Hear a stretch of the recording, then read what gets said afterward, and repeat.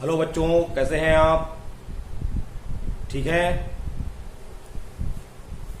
अभी आप लोगों को हम जो चैप्टर पढ़ा रहे थे आर्थ्रोपोडा, उसके अंतर्गत आपको कल हमने मक्खी यानी कि मधुमक्खी के बारे में बताया था।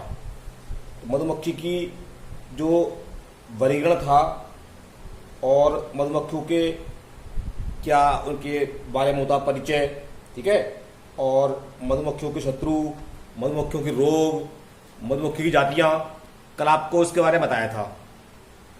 अब हम लोग जिक्र करते हैं इसकी संरचना, स्ट्रक्चर के बारे में। आपको बताया था कल कि मक्खियां जो है, मधुमक्खी, वो छत्ते में 3 प्रकार की होती हैं। रानी मक्खी जिसे कहते हैं क्वीन, नर मक्खी जिन्हें कहते हैं ड्रोन्स, और श्रमिक मक्खियां जिन्हें कहते हैं वर्कर्स। तो हर एक के अलग अलग कार्य हैं। रानी मक्खी की जो रचना होती है इसके बारे में बात करते हैं। शहद की मक्खी के छत्ते में केवल एक रानी मक्खी होती है जो 15 से 20 सेंटीमीटर लंबी होती है। इसका शरीर श्रमिक मक्खी से 3 गुना बड़ा होता है और भारी होता है। 3 गुना बड़ा और 3 गुना भारी। ये लगभग 5 वर्ष तक जीवित रहती है। इसकी टांगें और पंख छोटे होते हैं, परंतु उदर यानी कि एब्डोमेन बहुत लंबा होता है, बड़ा होता है। जो पेट वाला हिस्सा होता है वो बड़ा होता है। इसमें अंडों से भरे अंडाशय, खास बात क्या है, ओवरीज होती है।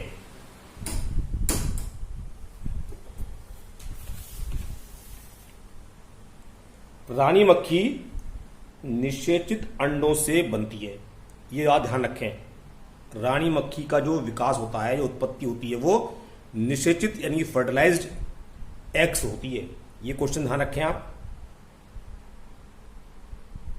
ये केवल अंडे देने का काम करती है और प्रतिदिन लगभग 2000 अंडे देती है।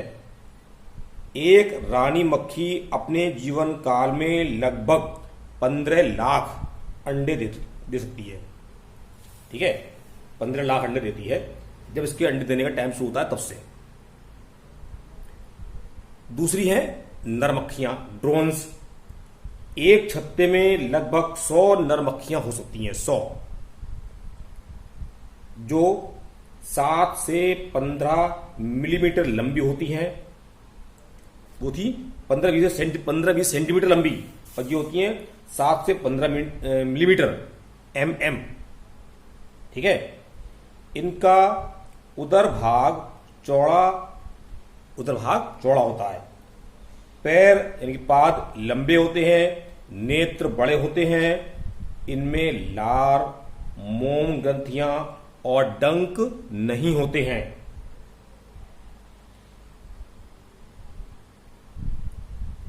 ये इनका पोषण जो है श्रमिक मक्खियों के द्वारा ही होता है। इनका केवल एक कार्य है, रानी मक्खी के अंडों का निषेचन करना। सूर्य के प्रकाश में छत्ते के समीप उड़ने वाली मधुमक्खियां जो होती हैं वो यही होती हैं, ड्रोन्स।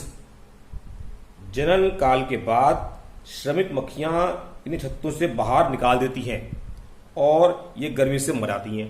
मतलब जब इनका काम खत्म हो गया जनन काल में, यानी कि इन्होंने फर्टिलाइजेशन कर दिया, तो इसके बाद इनको बाहर देती है निकाल के, खत्म कहानी की।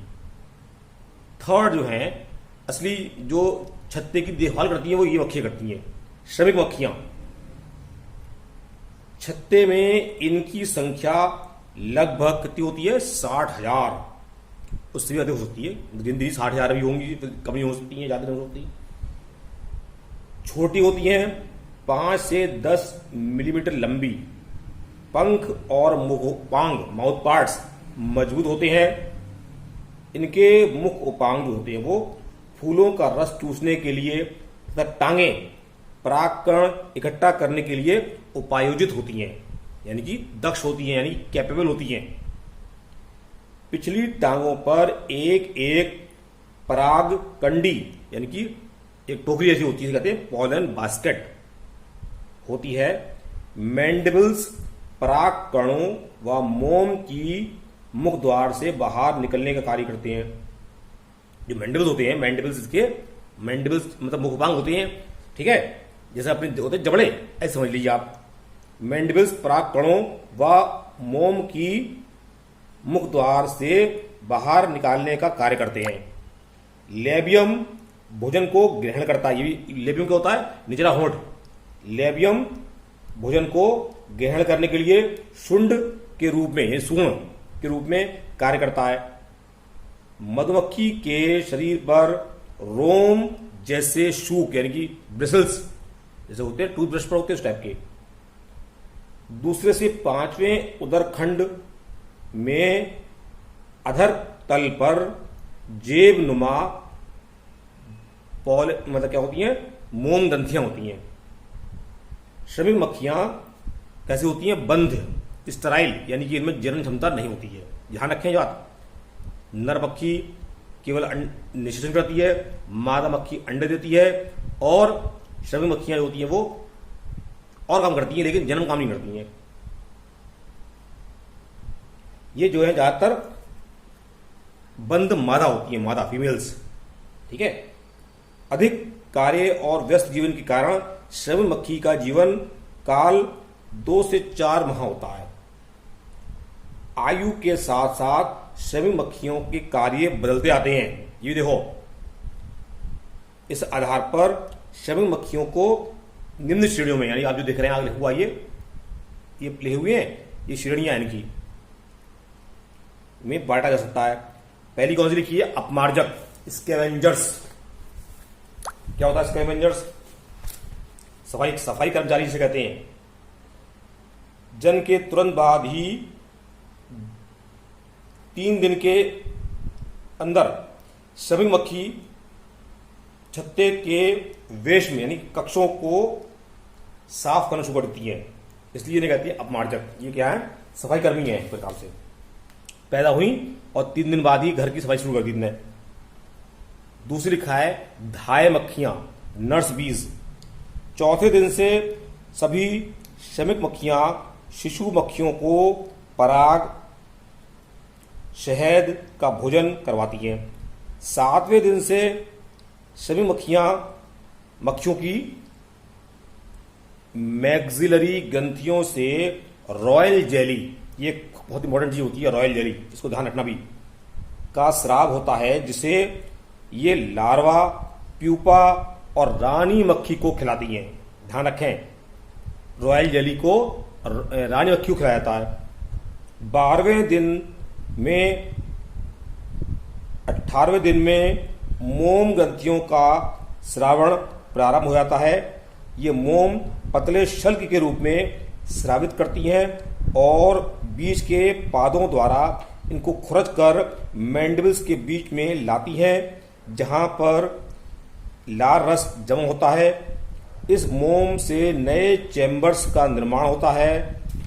मधुमक्खियां प्रोपोलिस नामक गोंद जैसा पदार्थ पौधों की कलिकाओं व शाखाओं से इकट्ठा करती हैं और शरीर से निकले स्राव से मिलाकर इसे पुराने और क्षतिग्रस्त चेम्बर्स की मरम्मत में यूज करती हैं। ठीक है। तीसरा लिखा हुआ है पंखा झपकाने वाली या फैनिंग बीज। ये मक्खियां अपने पंखों को तेजी से हिलाती हैं ताकि छत्ते के चैम्बर्स में वायु का प्रसारण होता रहे और रानी मक्खी का चैम्बर जो है वो वातानुकूलित मतलब होता है एयर कंडीशनर्ड। ठीक है, एसी बना रहे, ठंडा रहे बिल्कुल, क्योंकि उसे अंडे देने हैं, उसी की वजह बदौलत जो है पूरा छत्ता तैयार हो रहा है। डी है भोजन की खोज करने वाली फोरेजिंग बीज। 15 दिन की आयु हो जाने के बाद सभी मक्खियां नए भोजन स्रोत परागकण मकरंद को खोजने लगती हैं। ये मक्खियां परागकण व मकरंद लाने के लिए प्रतिदिन 15 बार तथा जल लाने के लिए प्रतिदिन 100 बार चक्कर लगाती हैं, ये काम है इनका। फिर है द्वारपाल, सेंटिनल। ये मक्खियां छत्ते के द्वार पर रक्षक के रूप में कार्य करती हैं और छत्तों में आने वाली मक्खियों में जो भी होती हैं उन पर निगरानी करती हैं। सबसे नीचे हुआ है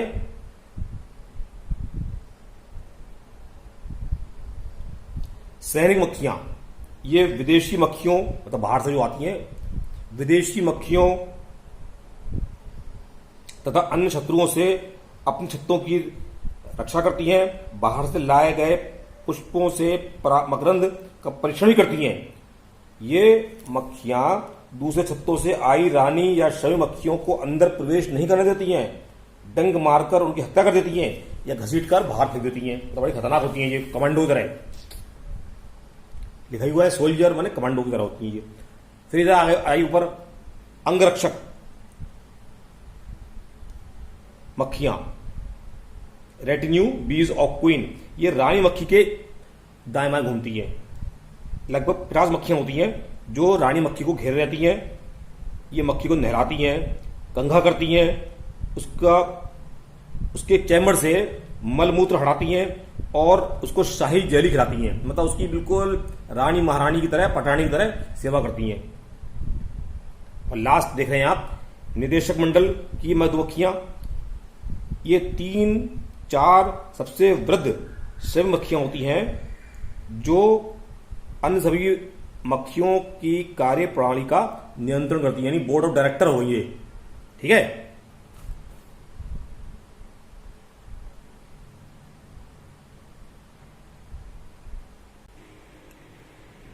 ये आप देख रहे हैं मधुमक्खी का चित्र है। कौन सी मक्खी है ये? श्रमिक मक्खी। श्रमिक मक्खी की बाह्य संरचना है ये, और ये है मधुमक्खी के छत्ते की संरचना। जो आप देख रहे हैं ये षटकोणीय रचना है, ये इसके चैम्बर्स होते हैं। इसमें अंडे, लार्वे, मधुकोष्ठ, ड्रोन लार्वा, रानी कोष्ठ, श्रमिक कोष्ठ इत्यादि आप बने हुए देख रहे हैं। तो आपने देखा कि मधुमक्खी की बाहरी संरचना कैसी होती है, रानी मक्खी, नर मक्खी और शमी मक्खियां किस प्रकार की होती हैं। इसके उपरांत आपने देखा कि शमी मक्खी की रचना कैसी होती है। ठीक है, इसमें आप देख रहे हैं, चित्र में देखा है आपने अभी कि तमाम तरह के इसके भाग होते हैं, सिर, वक्ष, उदर, पंख, पोलन पॉकेट्स और डंक इत्यादि। तो ये सब रचनाएं जो होती हैं सब मिलकर के इसके कार्य करती हैं। माउथ पार्ट्स आपने देखे। अब इसके बाद जो है आपको नेक्स्ट टर्न पे हम बताएंगे मधुमक्खी में एक होता है कम्युनिकेशन और डांस ऑफ हनीबी, संचार और मधुमक्खी का नाच, फिर जीवन चक्र। ठीक है, तो ये हिसाब से आप धीरे धीरे करते जाइए। आप एक बात ध्यान रखें कि जितना भी आपको बताया गया है, पढ़ाया गया है या पढ़ाया जा रहा है, निरंतर आप इसको अपनी फेयर कॉपी पर नोट करते जाइए और समय समय पर आप स्वतः इसको अपने नोट्स बनाए हुए नोट्स को 8218661447 नंबर पर अवश्य सेंड करें, क्योंकि आप क्या कर रहे हैं क्या नहीं कर रहे हैं इसके बारे में कोई जानकारी नहीं मिल रही है। और जब स्कूल खुलेंगे या जब भी आपसे भेंट होगी तो आपकी कॉपी अवश्य देखी जाएंगी। टेस्ट के लिए तैयार रहें। प्रत्येक माह के अंत में 25 तारीख से लेकर के 30 तारीख के बीच में टेस्ट अनिवार्य रूप से होगा, ऑनलाइन टेस्ट होगा। अगर आप ऑनलाइन टेस्ट नहीं दे सकते हैं तो क्वेश्चन आपको ग्रुप पर भेजे जाएंगे। आप उन प्रश्नों का उत्तर